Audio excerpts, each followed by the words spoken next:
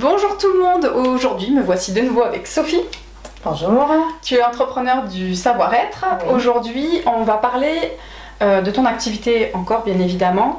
Pourquoi c'est important d'après toi de coacher les femmes vers la vie professionnelle ou vers la vie tout court? Qu'est-ce que tu peux nous en dire? Alors je vais souligner que quand on parle d'entrepreneur du savoir-être, savoir c'est connaissances, être c'est individu, et le cabinet propose effectivement à des femmes qui sont en insertion socio-professionnelle de se questionner sur le projet pour flécher une formation et pour aller vers l'emploi. On a bien conscience qu'en tant que personne et en tant que femme, quand on s'est éloigné de l'emploi, durablement, il y a une perte d'appartenance et de reconnaissance qui va impacter systématiquement la représentation de soi. Et c'est pas un sujet qui est souvent, j'ai envie de dire, mobilisé. Non. On a plutôt une tendance à avoir des ateliers, et c'est pas péjoratif quand j'en parle, sur la confiance en soi, tout en sachant que la définition de la confiance en soi souvent est méconnue. Oui. D'accord ? Oui, il y a un amalgame avec l'estime de soi, plein de choses. Donc là, le cabinet a vraiment une obligation de repositionner, redéfinir les concepts que tu viens de souligner. La représentation de soi, c'est bien comment je me vois dans ma globalité. L'estime de moi, c'est bien la valeur que je me reconnais. Et cette fameuse confiance en soi, ça s'appelle une sécurité personnelle. Et c'est vrai que souvent on entend j'ai pas d'emploi, j'ai perdu mon emploi, j'ai perdu confiance en moi. Eh bien non. Sachant que la réponse c'est il faut retravailler votre confiance. Vous manquez de confiance, bossez votre confiance. Vous n'avez pas confiance, bossez votre confiance. Sur un manque ou une absence, cultiver sur un manque ou une absence, on sait bien que c'est une réponse qui est absurde. Oui, puis les gens ne savent pas faire, c'est comme quand on dit calme-toi, les gens ne savent pas se calmer. Enfin, c'est des injonctions qui n'ont pas de sens. Voilà, c'est du non-sens. Et la preuve en est, si je prends la parole des enfants en 6e, le cabinet intervient aussi en 6e de façon ponctuelle, les enfants disent ça va faire sourire, mais c'est la plus belle des choses qu'on peut entendre. Quand il manque un four à maman ou quand elle n'a pas de four, elle ne fait pas de gâteau. Donc ça sous-entend que les profs et les parents, c'est la parole des enfants, doivent arrêter de nous dire tu manques de confiance, bosse ta confiance, t'en as pas, bosse ta confiance. Quand on n'a pas les ressources et les outils, je sais pas comment on peut faire. Voilà, donc dès qu'on n'est pas dans la compréhension de notre mode de fonctionnement, on ne peut pas être levier. Exactement. En fait, l'idée du cabinet, c'est donner en fait une notice d'emploi sur le fonctionnement intrapersonnel, comment je fonctionne, c'est ma représentation qui est impactée, et à un moment donné, comment je peux renouer avec une représentation de moi. Exactement. Comprendre que des mécanismes défaitistes viennent de la représentation de soi. Comprendre qu'une procrastination qui n'existait pas avant s'installe depuis que je suis sans emploi, on a bien compris que c'est bien lié à la représentation de moi.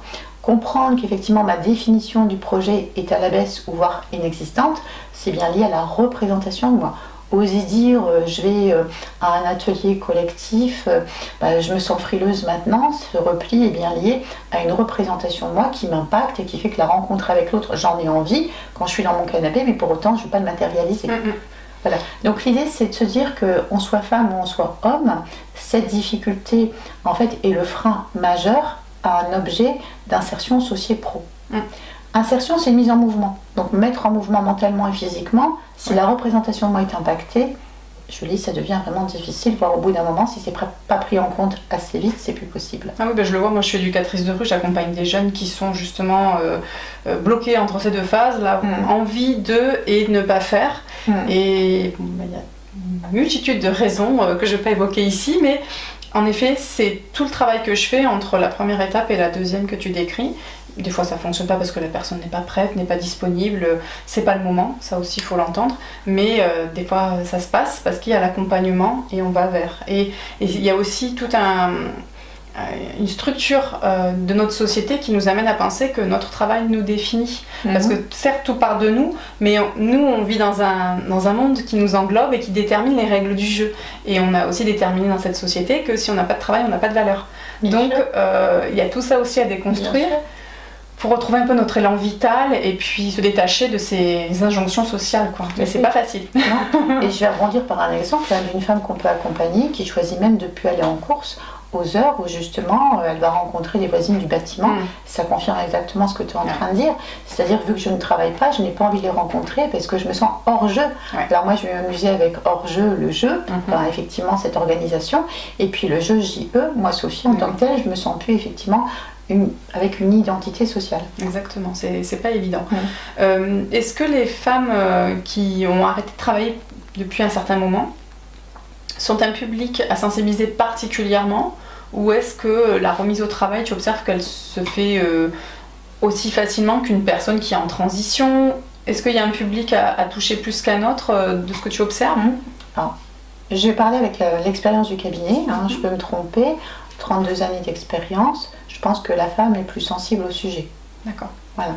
Tout simplement par rapport à l'organisation du fonctionnement de notre société, ce système patriarcal, où effectivement dès le départ, en fait, il y a des choix qui ont été faits pour nous, j'ai envie de dire, et des censures qui ont été aussi posées. Exactement. Donc de là, obligatoirement, la femme qui en plus décide d'être maman, voilà, dans son organisation de son parcours de vie de carrière, ça rentre aussi en ligne de compte.